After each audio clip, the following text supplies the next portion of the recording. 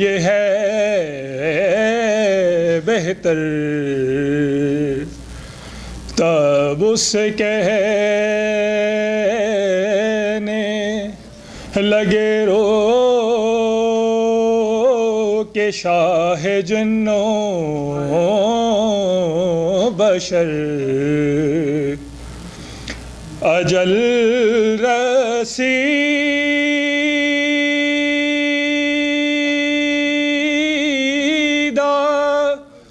منم میروم بکر بو بلا اجل رسیدہ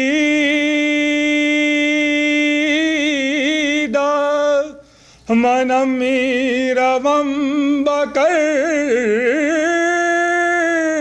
بو بلا گزشت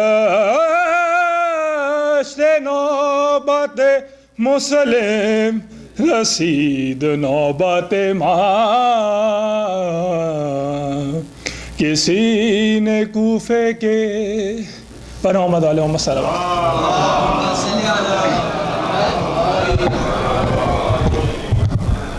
محمد وآل محمد بلندتر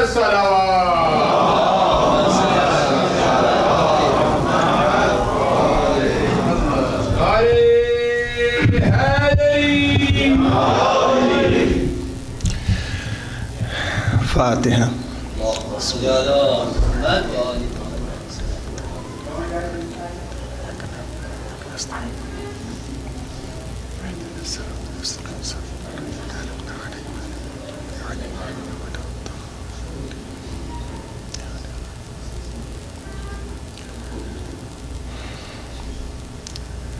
اعوذ باللہ من الشیطان الرجیم. بسم اللہ الرحمن الرحیم. الحمد للہ رب العالمین والصلاة والسلام علی اشرف الانبیاء والمرسلین شفیع المذنبین رحمت العالمین سیدنا و نبینا و شفیعنا و مولانا ابی القاسم محمد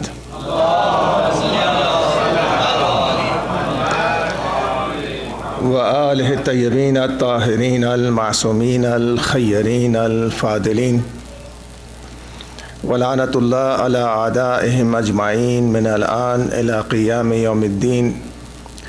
اما بعد فقد قال اللہ الحکیم فی کتابہ المبین وہو اصدق الصادقین.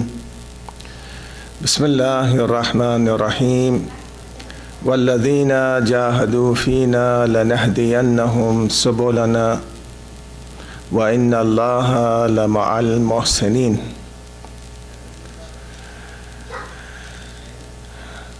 Those people who strive in our path, in our cause, لَنَهْدِيَنَّهُمْ سُبُلَنَا, we are going to guide them towards our path. And verily Allah is with the good doers. The 29th surah and the 69th ayat of the Quran speaks very clearly about those people who strive in the path of Allah, who strive in the cause of Allah.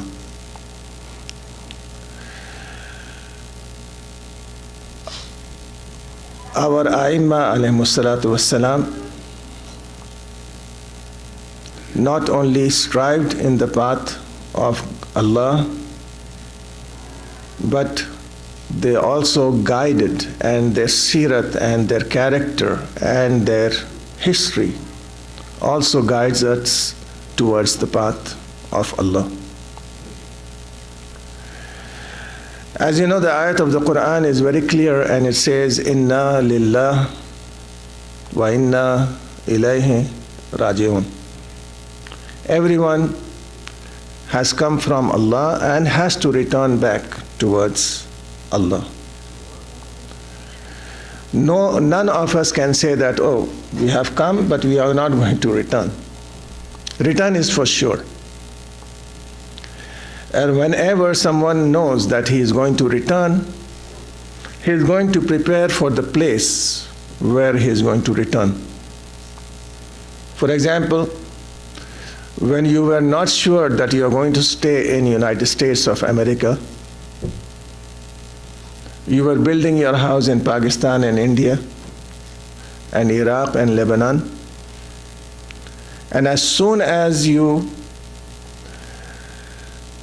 determined and you came to a conclusion that no, I cannot go back, you started to sell your property in Pakistan and build your property over here because there is no return. In regard with this, all the human beings on earth who are religious have this ideology with them that they are going to return to Allah. The resurrection is there with the Christians, the resurrection is there with the Hindus, the resurrection is there with the Yahudis, the Jews. Everyone believes in that, except the atheists and the Marxists or the communists who say that we will be destroyed and that's it, that's the end. So when a reasonable person prepares for that place where he has to return, why shouldn't we prepare for that place where we have to return? To return to that place, we need to have a character and a faith which is above our individual selves. We pray. Prayer is not the whole Islam. It is a portion of Islam. Fasting is just a small part of Islam. Similarly, the other wajibat are a portion of Islam, which are for the sake of Allah, qurbatan ilallah. But the majority of the bigger portion of Islam is not with these worships. The bigger portion of Islam is with akhlaq, the character. Someone asked Rasulullah, is akhlaq a part of Islam? He said, is Islam anything other than akhlaq?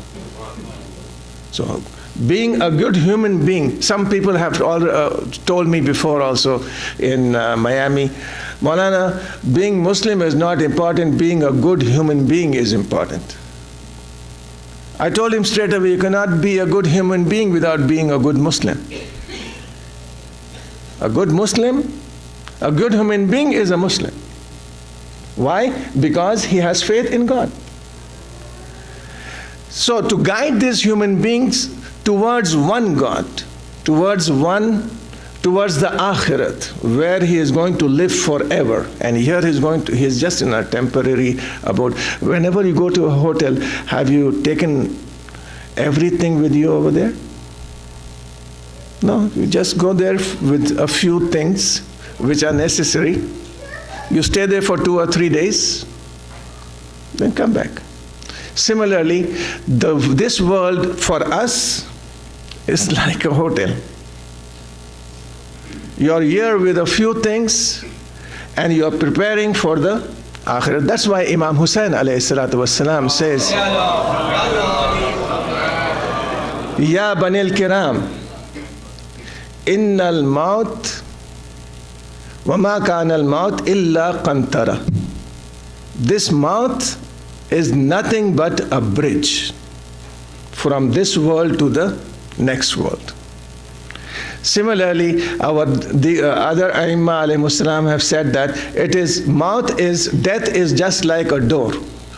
One part of it opens towards the world, the other one opens towards the akhirah.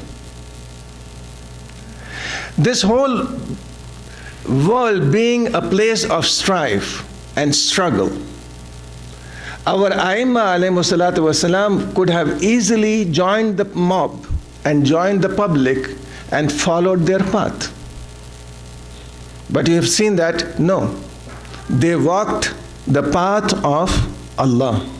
They did not walk the path of the people.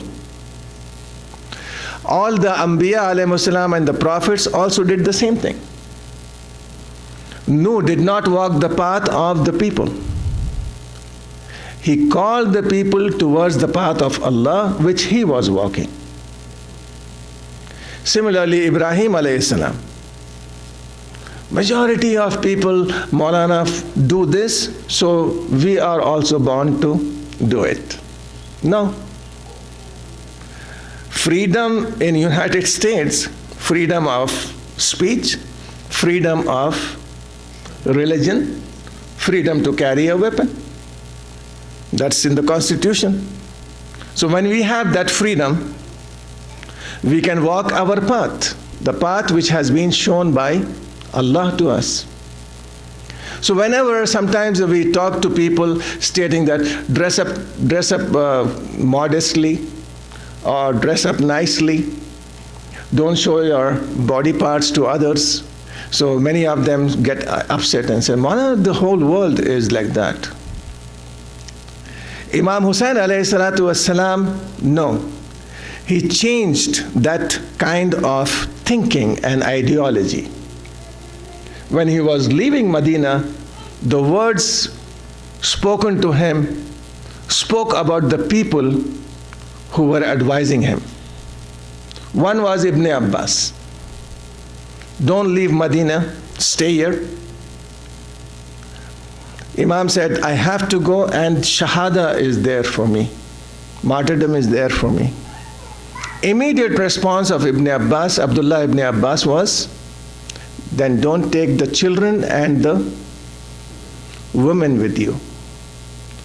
Imam replied and said, so this shows that he was not very caring about the martyrdom of Imam Hussain alayhi salam, or in other words, he accepted that Imam be martyred in the path of Allah. But what he did not want was the Imam taking women and ladies and children with him. Imam replied and said, they are a part of my mission. And for sure, the ladies and the children are part of the mission of Karbala, as well as a part of the mission of Imam Asr Ajalallahu Farajahu Sharif also. Those times have gone where the ladies were put down and men used to call them, I do not want to use those words from the mimbar and the pulpit. But according to Islam, the ladies are known as Sharikatul Hayat, a partner in life. She has her own duty, the wife and the husband have their own duties. So Imam replied, our goal and our work and duty is martyrdom, and propagation of this martyrdom is the duty of the ladies and the children. Today is the Shia, wherever they are, should be thankful to their mothers. Because this Shiat, or this religion, is in the hearts of our youth and our youngsters because of their struggle and because of their strife. I really admire them when they are pregnant and they are here in the majlis of Imam Hussain alayhi salam. They are having their babies of 1 year and 6 months in their arms, but they are here in the majalis of Imam Hussain alayhi salam. These words which go into the ears of the babies of Hussain just don't reach the ears and vanish. They reach the heart of the people. They reach the hearts of the children. That's why you will see that today there are not so many people. But on the day of Ashura, you are going to see people coming from you do not know where. They are coming, and if you ask them, why don't you come every day? Oh, we live very far, 2 hours drive and 3 hours drive, or we don't care. But why did you come today? that we will miss Ashura for the whole year if we don't attend it. This is a gift of the mothers to the children when they were born and when they were nourished and cherished. So Imam Hussain alayhi salam gave him that reply, and then Ibn Abbas says that if you go to Yemen, O Imam, those people in Yemen are the lovers of Imam Ali alayhi salam, your father, and they converted because of him. So why don't you go there? Even geographically, that place is safe for you because there are many mountains over there. So you can be there. But what was the reply of Imam? No. I have been shown the path and I know why I am going. I'm not trying to save my life. Imam did not leave Medina to save his life. Neither Imam left Medina to conquer the Islamic country or Islamic nation or become a Khalifa. Imam himself says very clearly, خرجت لطلب الإصلاح في أمة جدي. I am leaving Medina not for any purpose but to reform the ummah of my grandfather. This was the reply to Ibn Abbas.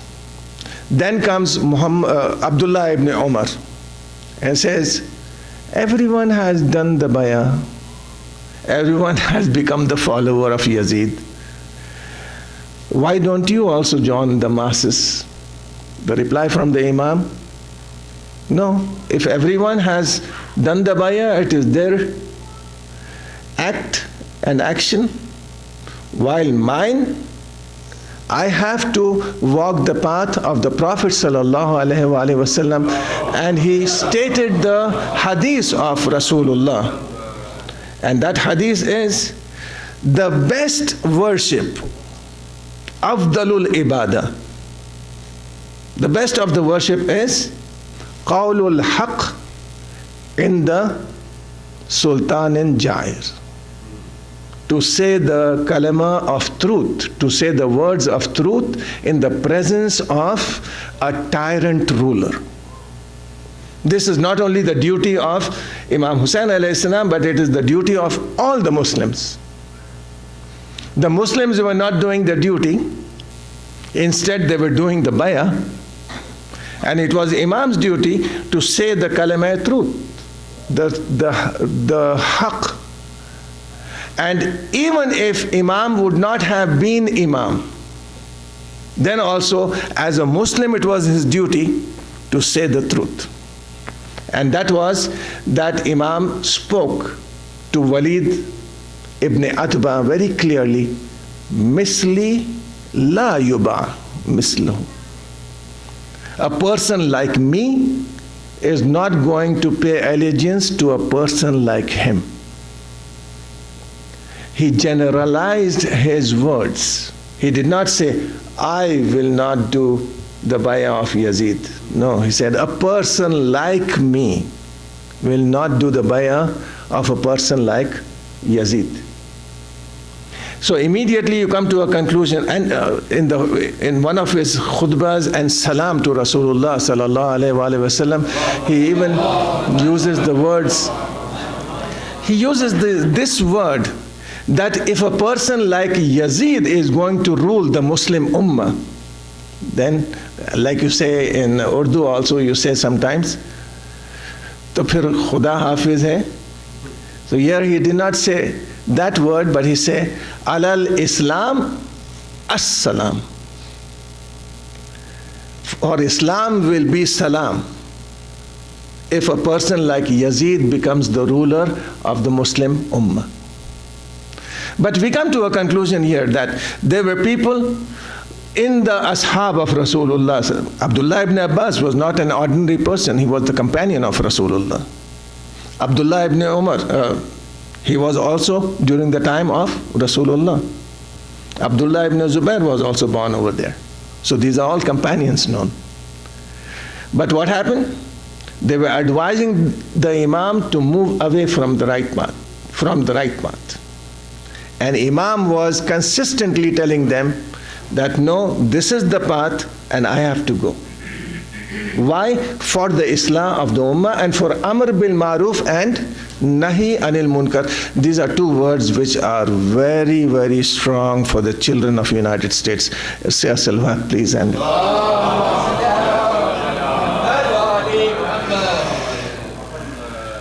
if you keep on, do's and don'ts are there in every place. In your jobs also you have do's and don'ts. At school also you have do's and don'ts. At home also you have do's and don'ts. This is Amr bil Maruf and Nahi Anil Munkar. Do not stop Amr bil Maruf and Nahi Anil Munkar. There are societies which have perished because they did not do Amr bil Maruf and Nahi Anil Munkar. And Imam says here, Kharajtu, I am going out of Medina, لطلب الإصلاح في أمة جدي وأن أريد, or I desire, I wish, for what? An amora, that I do Amr bil Maruf and wa anha anil munkar, and I do Nahi Anil Munkar. The purpose of Imam. And the last part of the Imam was that I am going according to the sirat of my Jad Rasulullah and according to the sirat of my father Ali ibn Abi Talib alayhi salatu wassalam. Both of them have migrated. Rasulullah migrated from Mecca to Medina, and Imam Ali alayhi salam migrated from Medina to Kufa.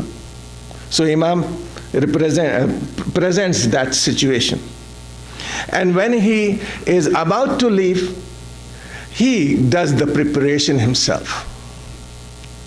He calls Bani Hashim and he tells them what is going to be the planning to move from Medina. It's not a very small event which is going to happen, because the last of the Panjatan, the last of the Khamsa and Ujaba, the last of the 5 who were inside the Kisa and inside the Chadar of Fatimatul Zahra salamullahi alayha, for whom the ayat innama yuridullah liyudhiba ankum rissa ahlal bayt wa yutahhirakum tathira was revealed, was about to leave Medina. Muhammad ibn Hanafiya also came to Imam. He also did not want the Imam to leave Medina. In other words, I would tell you that no, something else. I feel as if they felt themselves secure with the presence of Imam in Medina. And when Abdullah ibn Zubair did not see that the security is there, he left Medina and he went to Mecca. What did he want in Mecca? He was seeking security from the house of God, that I'll be safe over here. Look at the difference in all the companions. Abdullah ibn Abbas, Abdullah ibn Umar, and Abdullah ibn Zubair. Abdullah ibn Umar did the bay'ah, and Abdullah ibn Zubair went to Mecca. Abdullah ibn Abbas stayed there because he was old. Abdullah ibn Zubair sought the protection and the security of Kaaba for his life, and Imam alayhi salatu wassalam, for the security and protection of Kaaba, leaves Mecca. The difference is there in front of you.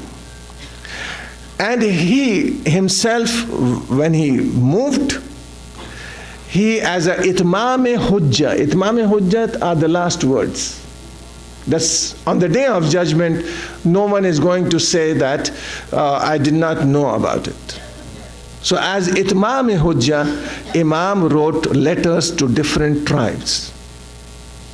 And he invited them. and he received the letters from Kufa, for which Farazdaq says very beautifully. When Farazdaq met the Imam, he said, the swords of the people of Kufa are with Yazid, and their hearts are with you. These are all Muslims. Imam Hussain alayhi salam, when he was traveling towards Karbala, in between there was another caravan which was moving close to his caravan but was a little bit far, and that is Zuhair bin Qayn. There are Shia of 4 types maybe. The Shia who are true followers of Imam Ali alayhi salam, who are very few, for whom Rasulullah sallallahu alayhi wa sallam himself has said, Ya Ali, anta wa shi'atuka humul faizun. Ya Ali, you and your Shia are the ones who are going to be successful on the day of judgment. These are the true followers. Salman Farsi, Abu Zar Ghafari, Miqdad, the very true followers for whom Rasulullah says, Al-Jannatu tushtaqu ila arba'a. Jannat desires and wishes for 4 people. Ali ibn Abi Talib, Salman Farsi, Abu Zar and Miqdad.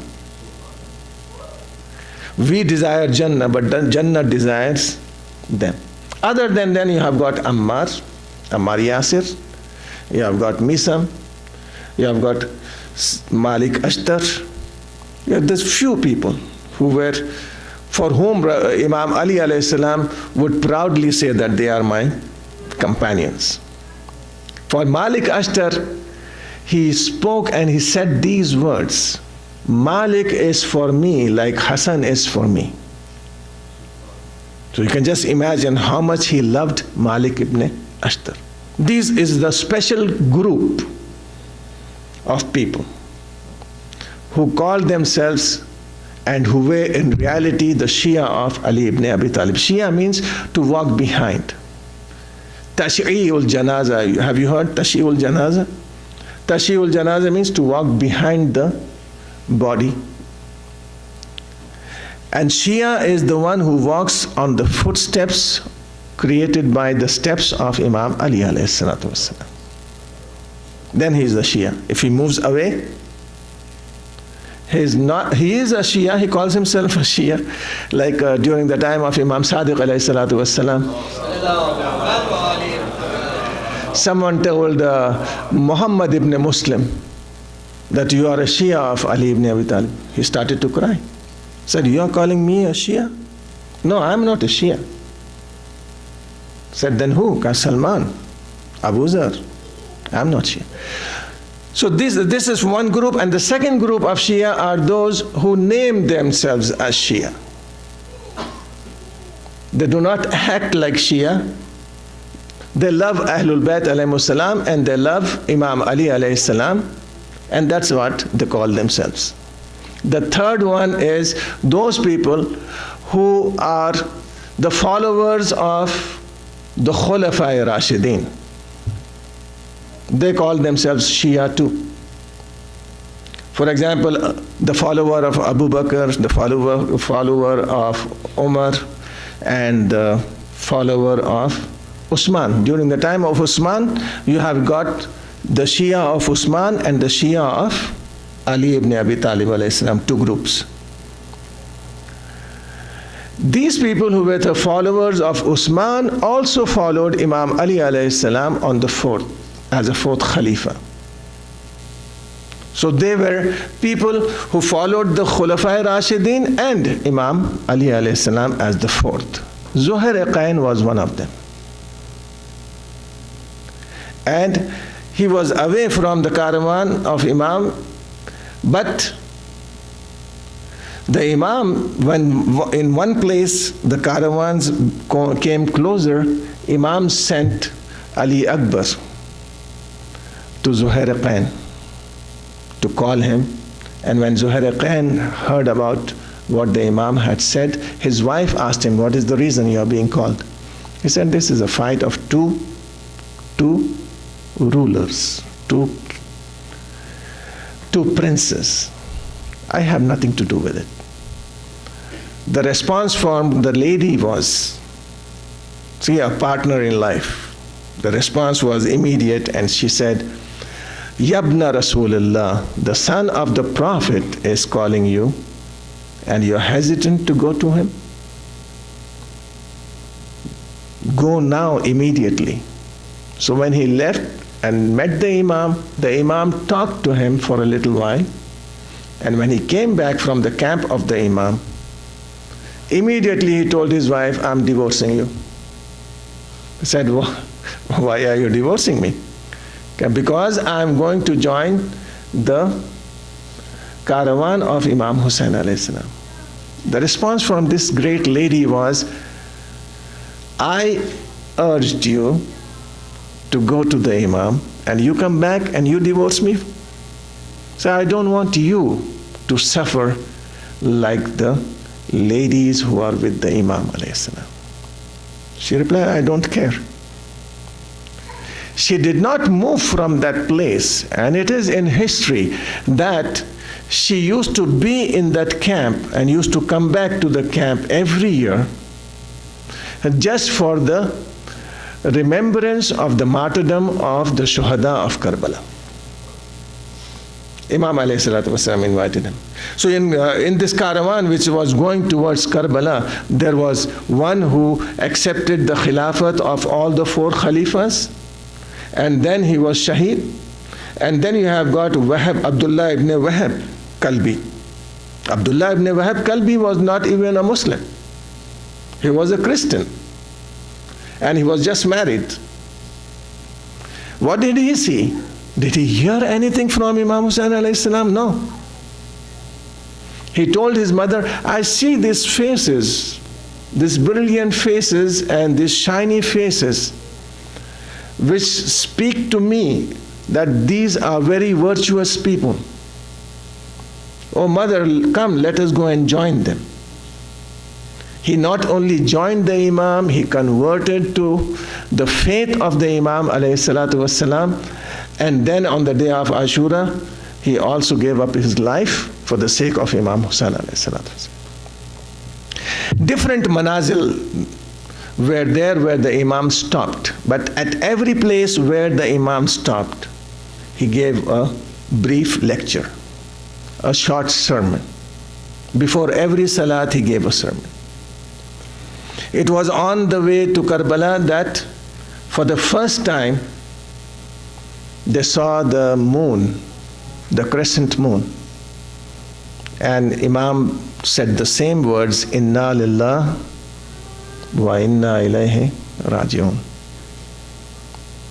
Ali Akbar was there. He heard these words and said, why have you said these words, Father? The Imam replied and said, we are moving towards death. He said, aren't we on the right path? Imam replied, who can be more righteous than you, my son? We are on the right path. The words then came from the mouth of Ali Akbar, the words of his grandfather. Then we don't care. If we are with Haqq, let the mouth fall on us, or we fall on the mouth. Then he moved forward, and there in one place, 2 people were coming from Kufa. And these 2 people who were coming from Kufa were bringing a message to the Imam. And that message was that Muslim ibn Aqil has been martyred. They came to the Imam and they said, we want to speak to you in private. But Imam replied and said, no. There is no privacy amongst my companions. Truth has no privacy.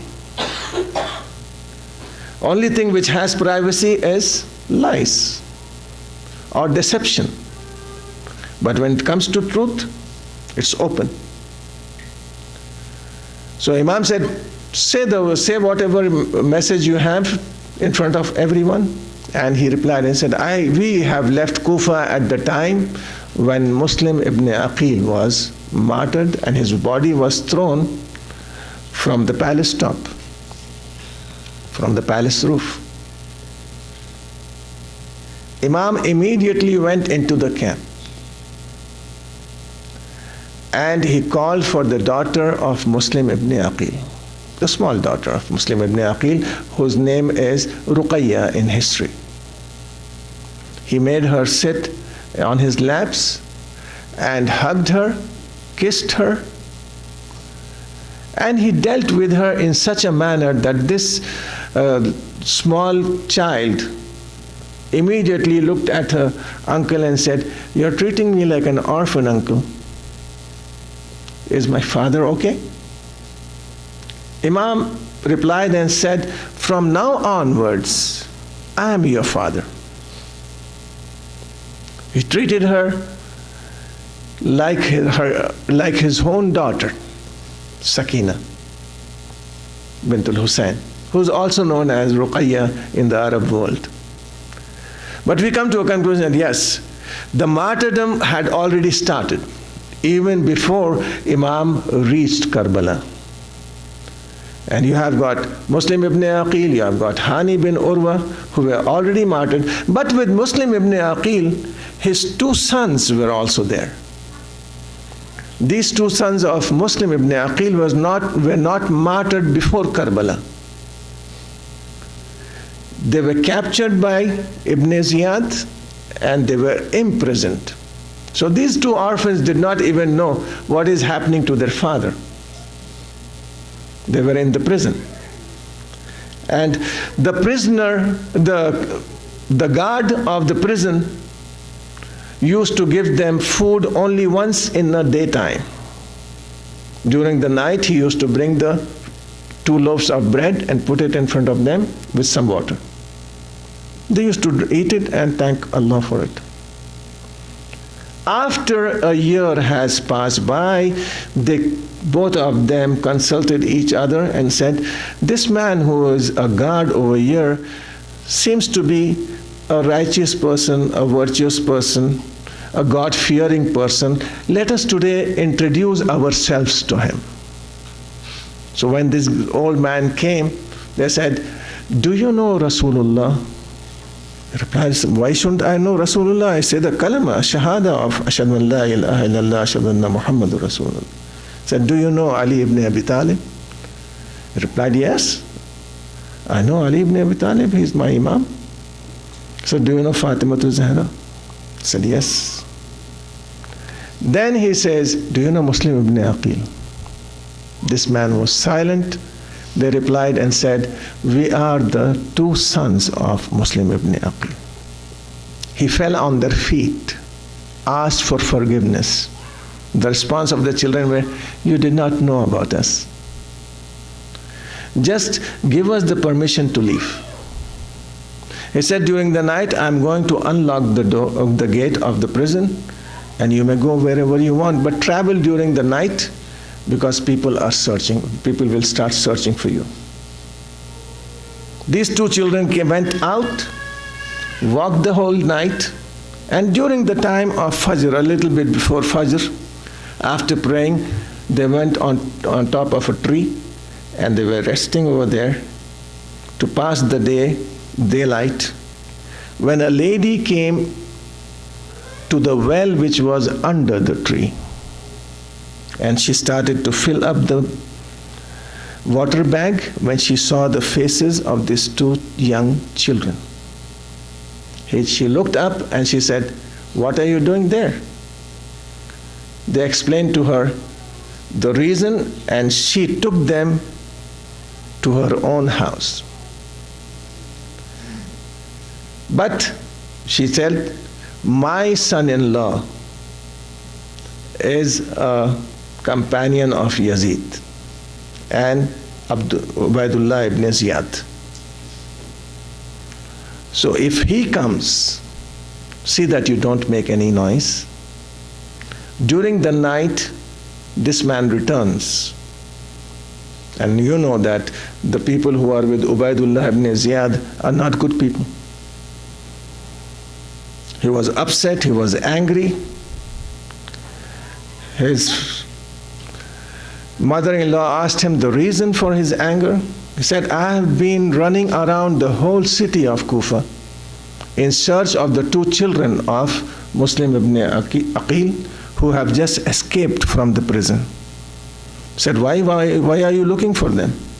He said, because there is a reward of 1,000 dinar on every child. On both the childs, 1,000 dinar and 1,000 dinar. So there was nothing to do with human life at all. The money was worthy for everyone. Now what happened? During the night, the children who were orphans saw their father in the dream. And the father in the dream was hugging them, kissing them, when Rasulullah told Muslim in the dream of the children that it is time that you call your children to yourself. What happened? The children woke up from the dream and hugged each other and started to cry. One was 8 or 9 years old, and the other one was 10 or 11 years old, Muhammad and Ibrahim. This man woke up. He asked them, who are you? These are the children of Bani Hashim. They don't say lies. They immediately said, we are the children of Muslim ibn Aqil. He tied their hands and he tied them to the pillar in the house for the whole night. And early in the morning, he took them towards Furat to get them beheaded.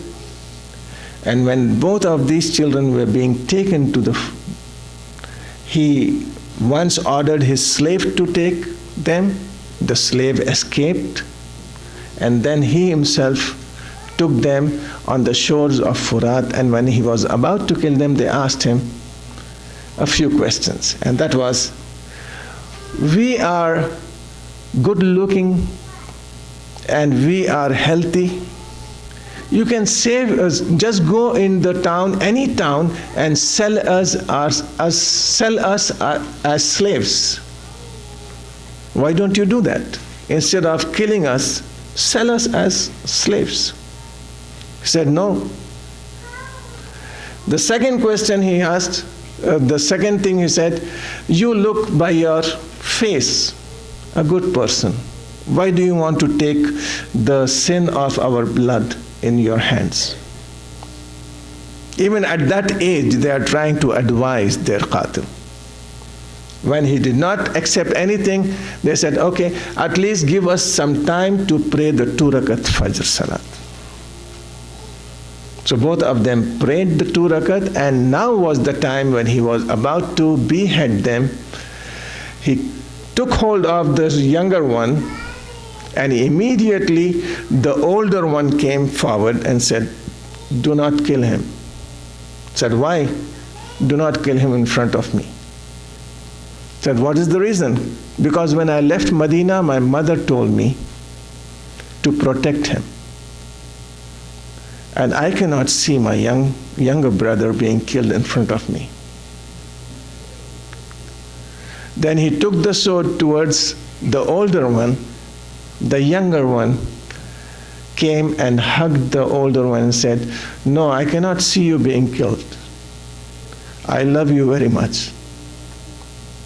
He killed both of these children, one after another, and threw the bodies into the Furat. The history says that when one of the body was thrown into the Furat, it did not drown down.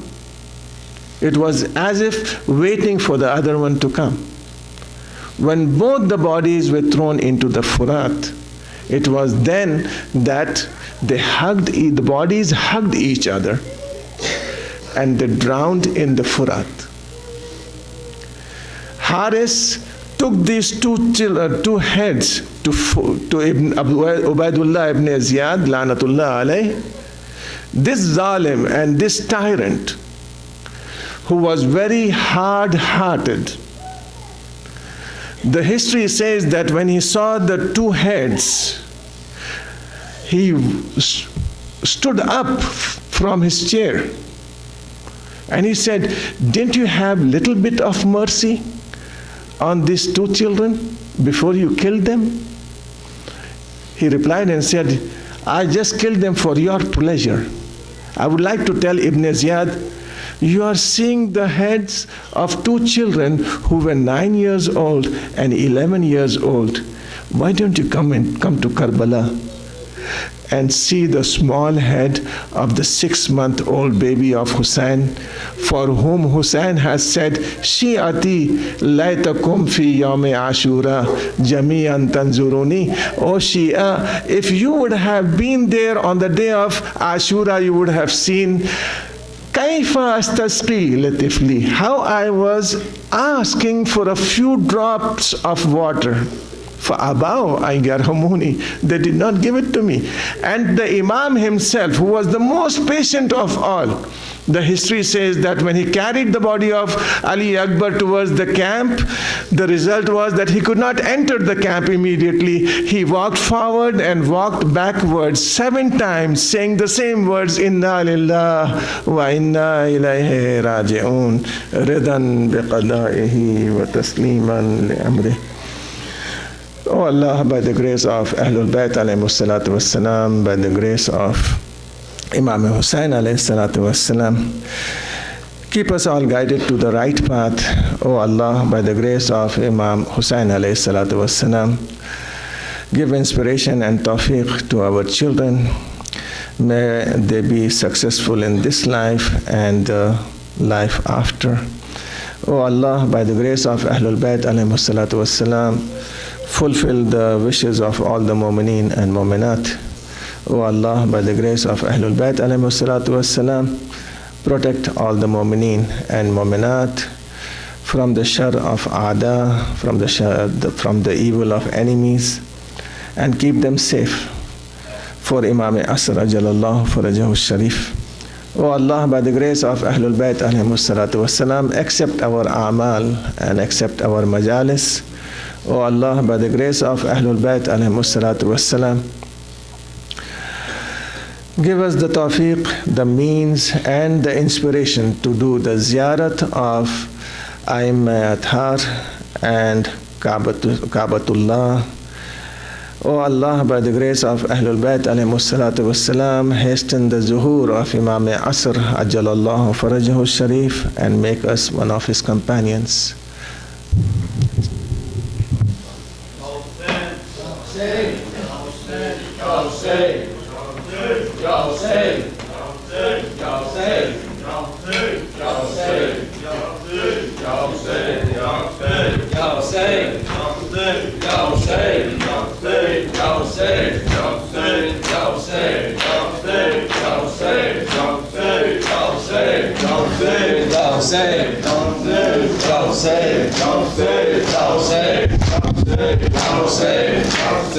हवा के दोष पे गूंजी जो एक नई सदा, सलाम अलैका या इब्ने रसूल शाह हुदा, खुदा का